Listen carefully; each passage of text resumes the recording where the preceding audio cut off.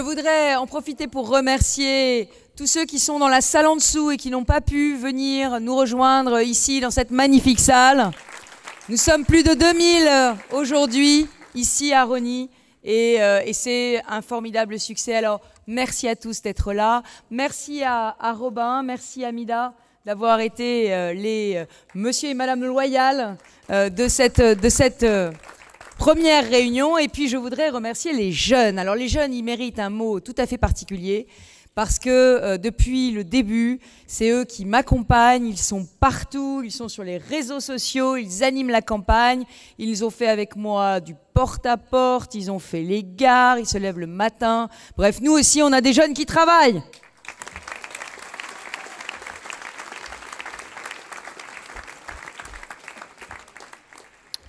Mes chers amis, il y a un an, plus de 50 villes franciliennes ont choisi l'alternance.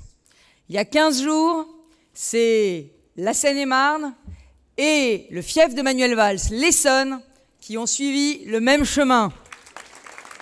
Même les électeurs du Val-de-Marne, et je salue Gilles Carrez, que je n'avais pas eu l'occasion de saluer tout à l'heure, même les électeurs du Val-de-Marne ont été majoritaires dans ces élections départementales pour l'alternance. Et ils n'ont dû qu'à un découpage démocratiquement très douteux d'être privés de la victoire.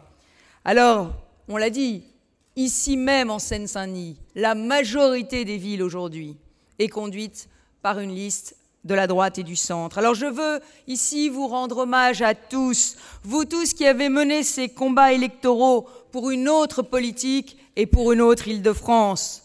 Vous êtes les nouveaux visages de l'Île-de-France et vous portez tant d'espoir de renouveau. C'est avec vous que je veux m'engager aujourd'hui.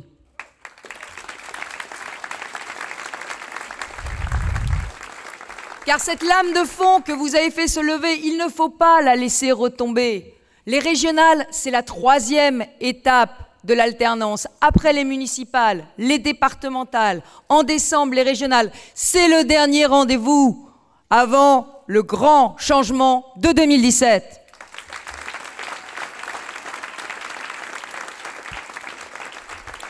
Il y a 25 ans, Paris et l'Île-de-France, c'était la plaque tournante économique, industrielle, technologique, culturelle de l'Europe. Aujourd'hui, c'est Londres, c'est Francfort, c'est Munich, c'est Barcelone qui attirent tous les regards. Au niveau international, l'Île-de-France décroche. Et pourtant, notre région a tous les atouts. Elle a pour capitale la plus belle ville du monde. Elle a des écoles et des universités prestigieuses. Sa richesse culturelle et son patrimoine sont incomparables. Elle a surtout des franciliens talentueux, audacieux, que les entreprises du monde entier s'arrachent.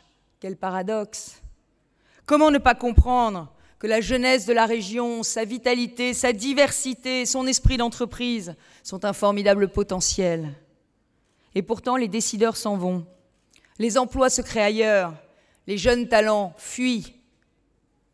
Alors oui, notre région a tous les atouts pour être la première, et elle est trop souvent la dernière. C'est la région la plus polluée de France, la plus inégalitaire, celle où les ghettos sont les plus nombreux et la ruralité oubliée. Alors un constat s'impose. Notre région est fracturée de toutes parts. Une fracture territoriale. À l'ouest, les emplois, à l'est, les logements, et entre les deux, des transports qui ne marchent pas. Le rééquilibrage à l'est, depuis combien d'années est-ce que vous en entendez parler? Il est perpétuellement invoqué, mais c'est un vœu pieux. Et quant aux zones rurales de notre région, dont Arnaud Rousseau a tellement bien parlé, leur appauvrissement s'accélère dans l'indifférence la plus totale de la région et du gouvernement. La fracture, elle est aussi économique et sociale. Jamais les écarts de revenus n'ont été aussi grands entre l'Est et l'Ouest, entre le centre et la périphérie. Jamais le repli communautaire n'a été aussi fort et l'intégration aussi difficile. Et que dire de la fracture éducative? L'Île-de-France, c'est la région de toutes les inégalités scolaires. Nous avons les meilleurs établissements de France et nous avons des villes dans lesquelles plus aucun professeur ne veut enseigner. Comment pouvons-nous accepter que en Seine-et-Marne, en Seine-Saint-Denis, moins de la moitié des bacheliers poursuivent des études supérieures. Alors il y a aussi évidemment la fracture des transports, on en a parlé, ceux qui subissent tous les jours une épouvantable galère et puis ceux qui n'ont pas de transport du tout. Il y a la fracture numérique pour tous les franciliens qui sont les oubliés du très haut débit.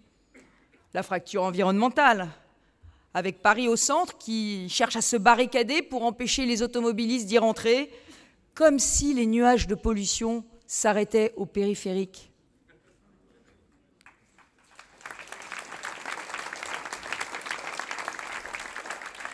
Et cette fracture humaine, vous le savez, elle se résume à un seul chiffre. On vit 2 ans de moins en Île-de-France quand on n'habite pas au bon endroit dans notre région. Alors ces fractures régionales, ces inégalités sont un incroyable gâchis. Et ce gâchis, c'est le bilan de la gauche. C'est l'échec du trio Jean-Paul Huchon, Marie-Pierre de la Gontrie, son bras droit depuis tant d'années, et de la verte Emmanuel Cos. Tous les franciliens le disent, on vit moins bien en Île-de-France en 2015 qu'en 1998. Les prix du logement ont flambé, la situation des transports a dramatiquement empiré et le chômage atteint des sommets. Alors, c'est quoi le vrai bilan de la gauche? C'est 17 ans d'impuissance, 17 ans d'immobilisme, 17 ans de fatalisme. Et je vous le dis, le moment est venu de dire 17 ans, ça suffit!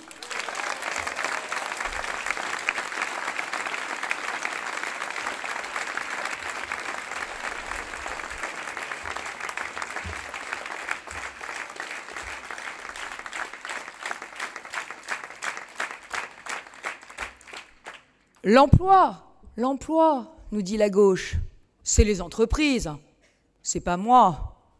Les transports, nous dit la gauche. Ah, voyez la SNCF, la RATP, c'est pas moi. L'éducation, l'apprentissage, la formation, oh là là, c'est l'éducation nationale, ça. C'est les partenaires sociaux, j'y suis pour rien. La gauche régionale, c'est la championne de l'esquive. Je ne suis responsable de rien, je ne suis comptable de rien, je ne suis coupable de rien. Et pourtant, je crois que leur bilan, c'est leur boulet. Ils veulent s'en exonérer? Ils n'y échapperont pas. Comment peut-on à ce point fuir ses responsabilités quand, avec la région et le syndicat des transports d'Île-de-France, on a plus de 11 milliards d'euros à dépenser? 11 milliards. Ces 11 milliards, ce sont vos impôts. Vous avez le droit de demander des comptes. Inefficacité, gabegie, clientélisme. Voilà les mots d'ordre de l'inaction régionale. L'inefficacité, c'est terrible, les chiffres sont là. Notre région fait beaucoup moins bien que les autres régions, qui pourtant sont aussi socialistes. Elle est la dernière de France pour le soutien à l'économie. La dernière pour la formation des chômeurs. Même chose en matière d'apprentissage et d'éducation, 20e sur 22. Quant à la lutte contre la pollution, le vrai bilan de 11 ans de cogestion socialiste vert, on le vit en ce moment. Des pics de pollution qui se succèdent, et on a un État impuissant, une ville de Paris égoïste. Il serait temps que la région se réveille et qu'elle passe d'une écologie de l'incantation à une écologie de l'action, d'une écologie punitive à une écologie active. Non, ce ne sont pas les feux de cheminée qui ont augmenté la pollution en Île-de-France. C'est les bouchons routiers. Et les bouchons routiers, qui est-ce qui les a causés? Et qui est-ce qui devrait y remédier? On va en reparler. La gabegie. Jamais les impôts n'ont été aussi élevés. Et pourtant, jamais la région n'a été aussi loin des préoccupations des franciliens. L'argent ne manque pas. Alors ça, en Île-de-France, les ressources augmentent tous les ans. L'argent ne manque pas, mais il est détourné. D'un côté, les crédits de l'emploi baissent, et de l'autre, la région s'achète un 5e hôtel particulier dans le quartier le plus cher de Paris. Alors, bon, la gauche n'aime pas les riches, mais en Île-de-France, elle aime bien vivre avec. Voilà la réalité. Alors moi, devant vous ici, je prends un engagement. Quand je serai présidente de région, je revendrai les 5 hôtels particuliers et je déménagerai la région de l'autre côté du périphérique.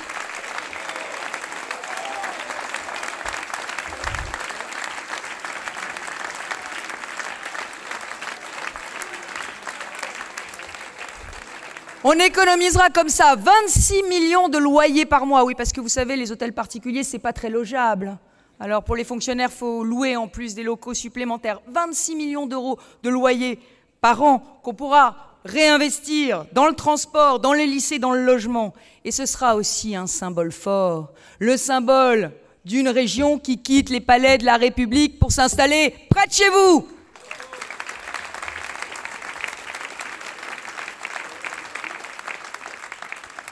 Bon, on pourrait faire un long passage sur le clientélisme. Je vais résumer. On y reviendra. La région a délibérément choisi de sacrifier la rénovation de vos lycées pour augmenter de 200 millions d'euros par an les subventions aux associations. Mais quelles associations? Oh là là, toute une nébuleuse d'associations bien connues, des socialistes, des verts et des communistes. Il y a 2 jours, voilà, c'est anecdotique, c'était les altermondialistes d'attaque. Bon, quand c'est pas l'olive palestinienne, quand c'est pas... Enfin bon, bref. À chaque fois, on a le sectarisme, l'opacité qui guide les choix de subventions de la région. Un seul chiffre, en 2012, sur 10 villes les plus subventionnées par la région, 9 étaient de gauche. Voilà le clientélisme régional.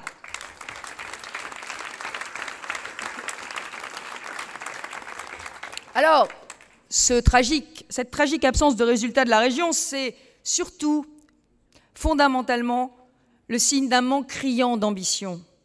Avez-vous entendu parler d'un grand projet régional porté par Jean-Paul Huchon et ses équipes depuis 17 ans? Un grand projet régional? Non. Vous avez entendu parler du Grand Paris, bien sûr.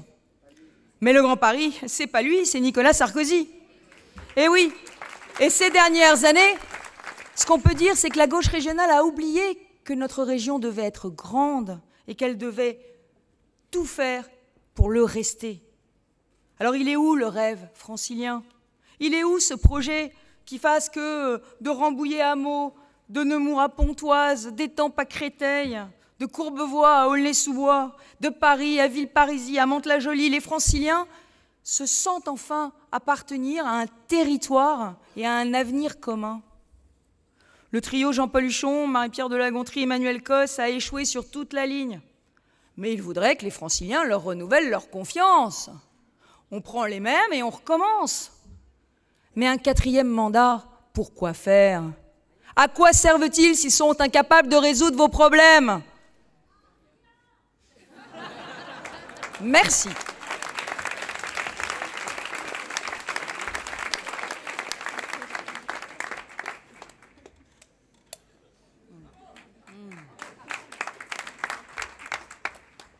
Alors vous le savez, j'ai été élue pour la première fois au Conseil régional en 2004 et depuis 2010, je dirige l'opposition.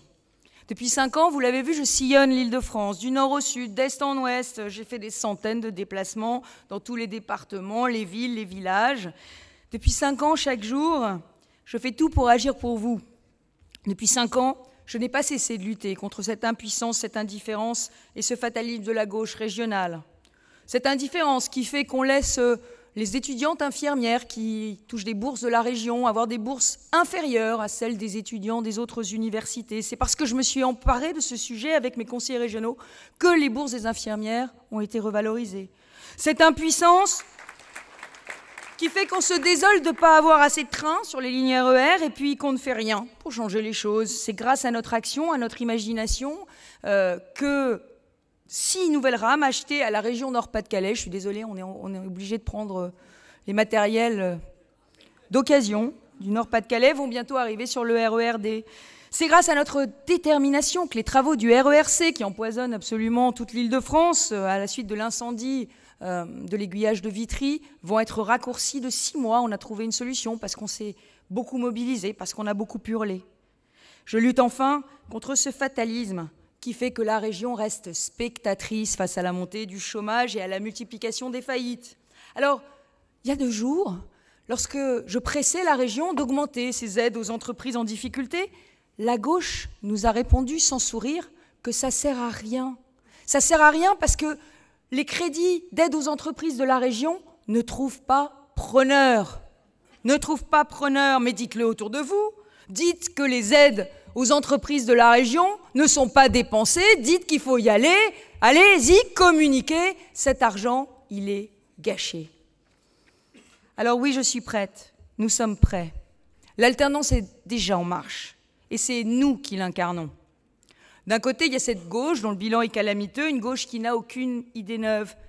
Mais de l'autre, il y a des candidats totalement démagogiques, qui ne font que critiquer sans jamais rien proposer.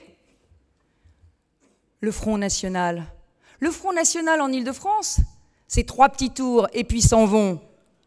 Marine Le Pen siégeait au Conseil régional en 2004. Où est-elle aujourd'hui ? Marion Maréchal Le Pen, elle était 2e sur la liste des Yvelines en 2010. Où est-elle aujourd'hui ? Elles ont abandonné l'Île-de-France.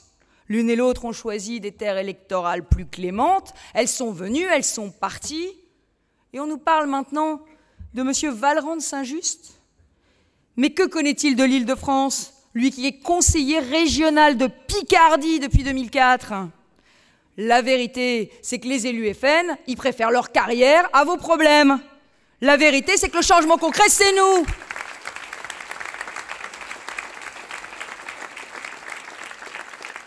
Alors, face aux candidats du passif, la gauche, face aux candidats de la démagogie, le FN, avec vous, je serai la candidate des solutions. Des solutions, parce que la région, notre région, c'est ma passion.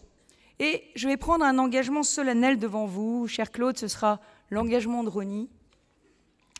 Quand je serai élue présidente de l'Île-de-France, je renoncerai à tout autre mandat. Présidente de notre région, je ne cumulerai pas. Je démissionnerai de mon mandat de députée. Je ne serai pas candidate à la primaire présidentielle de 2016. Et je ne serai pas ministre en 2017. Mon choix, il est clair. Je vous choisis, vous, rien que vous, uniquement vous. Je choisis l'Île-de-France à 100%. Toute l'Île-de-France, rien que l'Île-de-France.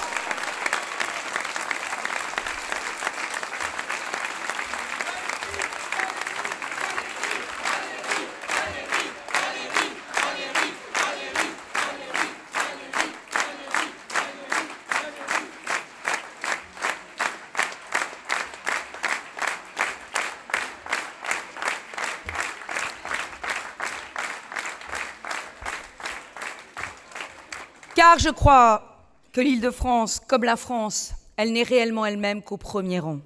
Et c'est à cet objectif que je veux consacrer toute mon énergie. Je veux redonner aux Franciliens, je veux vous redonner la fierté d'habiter en Île-de-France. 80% des Franciliens veulent aujourd'hui quitter notre région. Voilà, c'est un crève-cœur pour nous tous, les élus qui aimons passionnément ce territoire. Des siècles durant, nous avons été le centre du monde. L'Île-de-France, c'est le berceau des cathédrales, c'est le berceau des Lumières. Il y a un siècle, les artistes du monde entier rêvaient de venir chez nous. Notre région, c'était un aimant, et aujourd'hui, c'est un repoussoir. Hier, notre région inventait les civilisations, et aujourd'hui, elle se cherche une identité. Alors, je veux aussi réparer cette région fracturée, cette région qui exclut. Je veux recréer une région humaine, une nouvelle aventure collective. Le Grand Paris était une idée formidable, mais il faut aller plus loin. Je veux incarner un très grand Paris qui casse enfin toutes les barrières administratives et géographiques. Je veux un très grand Paris qui, tout en préservant le caractère précieux des territoires ruraux, les fasse vraiment profiter de la dynamique de la métropole avec des emplois, des services, des transports dignes de ce nom. Car chacun, où qu'il habite en Île-de-France, contribue par son travail à créer sa richesse et doit en avoir un juste retour. Oui, je veux un très grand Paris qui offre aux 12 millions de Franciliens un destin commun et qui ne laisse personne au bord du chemin.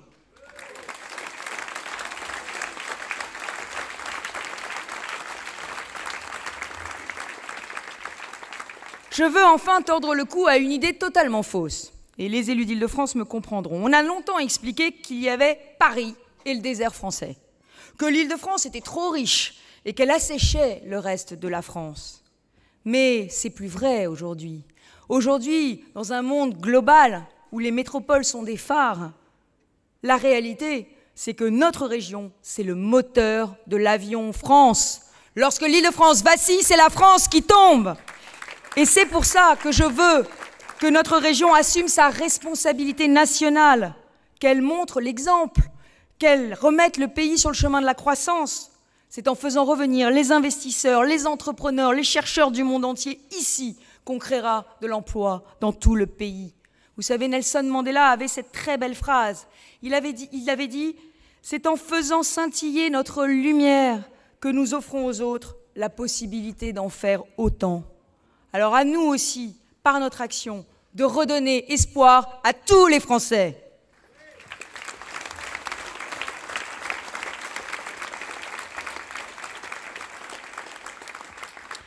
Ma campagne, je vais la faire autour de valeurs. On ne parle plus des valeurs, mais on va parler des valeurs. Je vais la faire autour de 3 valeurs qui vont donner tout leur sens, son sens à notre action. L'autorité, la liberté, la justice. L'autorité. Ma région, c'est celle du respect, pas celle de l'impuissance politique. Il faut respecter les lois de la République et il faut des lois qui soient fortes. C'est la clé du vivre ensemble. Ici, en Seine-Saint-Denis, je veux dire et répéter que la burqa qui enferme les femmes ne doit pas avoir droit de citer dans la République.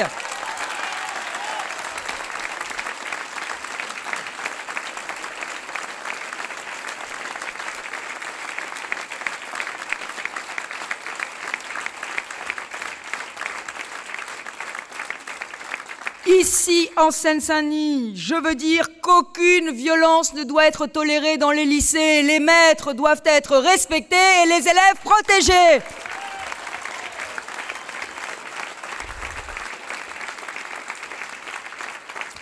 Je veux dire enfin que les commerces et les services publics qui sont le cœur de la vie de nos centres-villes et de nos quartiers doivent être sécurisés. La sécurité dans les transports, ce sera naturellement ma priorité. Le gouvernement a supprimé depuis 2 ans 300 postes de policiers dans la police du rail. Pour les remplacer, Jean Peluchon vient d'annoncer la création de 80 postes de médiateurs. Est-ce qu'on croit vraiment faire peur aux bandes de voyous qui écument le RER avec des emplois jeunes? La gauche vient aussi de voter l'autorisation des salles de shoot Gare du Nord. Croit-on réellement améliorer la sécurité des voyageurs en créant un point de rencontre pour les toxicomanes et les dealers au pied de la première gare d'Europe?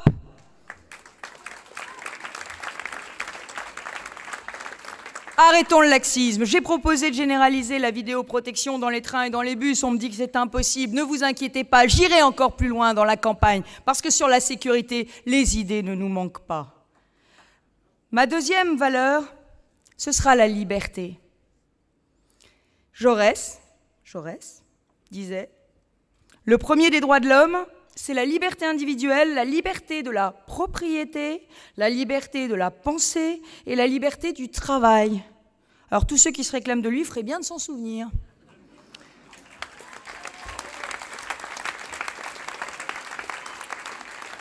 Je veux d'abord défendre la liberté d'entreprendre.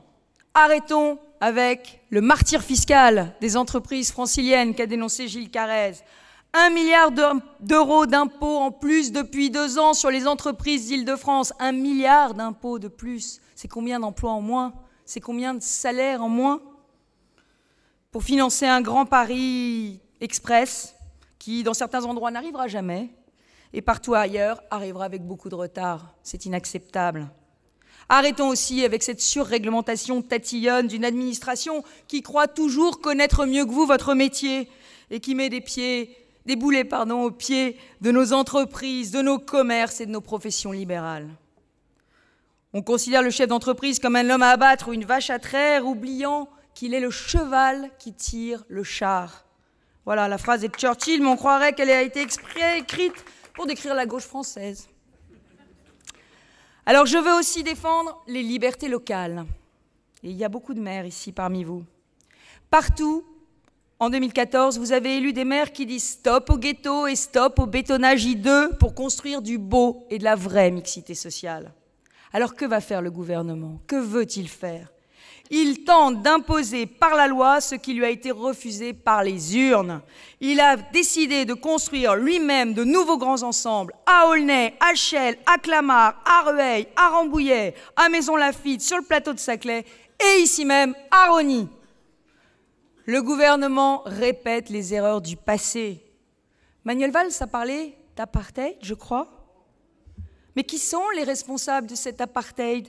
Sinon ceux qui, comme lui, à Évry, ont empilé du logement très social sur du logement très social en faisant fuir les classes moyennes. Avec vous, avec les maires, je veux casser ces ghettos. Et je prends devant vous un autre engagement. Je ne financerai plus de logements très social là où il y en a plus de 30%. À la place, je soutiendrai l'accession sociale à la propriété, le logement intermédiaire des classes moyennes. C'est le seul moyen d'offrir une vraie réponse au mal logement qui frappe aujourd'hui tant de franciliens. C'est le seul moyen de remettre de la mixité sociale dans nos écoles et de refaire fonctionner l'ascenseur social. Je veux enfin défendre le libre choix scolaire. Alors vous croyez que la guerre scolaire était terminée entre le public et le privé? Vous aviez tort. Vous aviez tort. La région Île-de-France a décidé de supprimer la gratuité des manuels scolaires et l'aide à la cantine pour les lycéens du privé. Et elle l'a fait au nom d'une vision étroite et absurde de la laïcité. Mais quel est le résultat? D'abord, elle heurte profondément la liberté des familles, liberté de choisir son école. Mais surtout, elle condamne les enfants des familles populaires à ne plus pouvoir inscrire leurs enfants dans les lycées de leur choix. Elle rétablit la sélection scolaire par l'argent. Eh bien, cette sélection par l'argent, je n'en veux pas.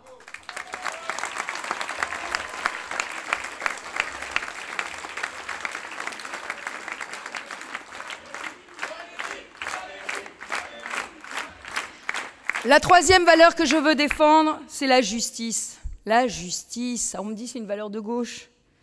Mais toute la politique d'assistanat qui a été mise en place par la gauche ne cesse de créer des injustices intolérables. Oui, c'est injuste d'offrir une réduction de 75% dans les transports à 167 000 étrangers en situation irrégulière, quand ceux qui respectent la loi payent plein pot.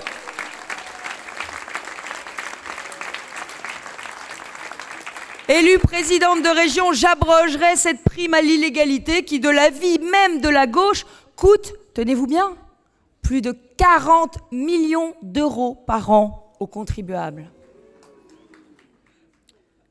Oui, c'est injuste de supprimer les bourses au mérite pour les bacheliers mention très bien et de stopper les internats d'excellence au motif qu'ils ne profitent qu'aux meilleurs.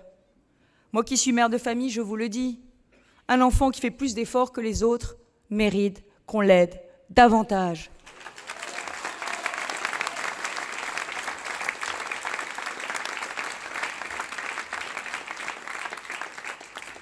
Oui, c'est injuste d'avoir plus de chances aujourd'hui en Île-de-France d'obtenir un logement social si on est au RSA que si on est en intérim ou en CDD à temps partiel, parce qu'au RSA, on est prioritaire. Oui, c'est injuste, enfin, d'abandonner les territoires ruraux, comme le fait la région, en consacrant, tenez-vous bien, plus d'argent à l'action internationale qu'au financement de leurs projets. J'assume de vouloir aider Nangy plutôt que le Chili.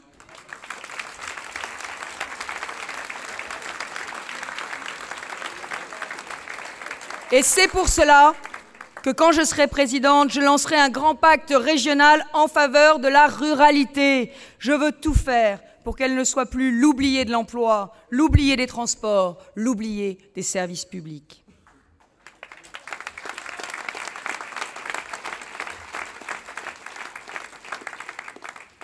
Alors, d'ici l'été, nous avons 100 jours.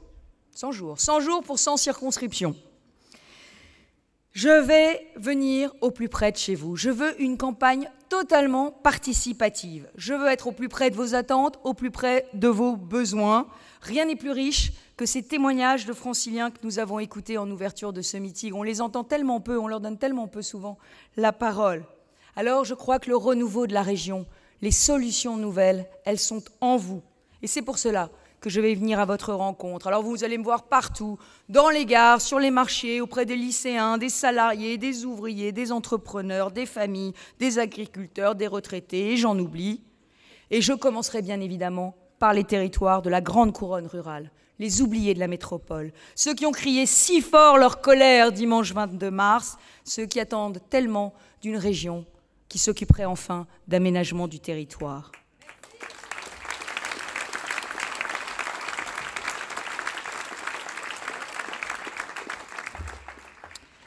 Les grands pays le sont pour l'avoir voulu. C'est le général de Gaulle qui disait ça. Les grands pays le sont pour l'avoir voulu. Moi, je crois que les grandes régions aussi. Et donc, je crois qu'il faut faire des rêves. Et moi, j'ai fait un rêve pour l'Île-de-France. J'ai fait un rêve pour notre région. J'ai rêvé d'une région qui attire au lieu de faire fuir.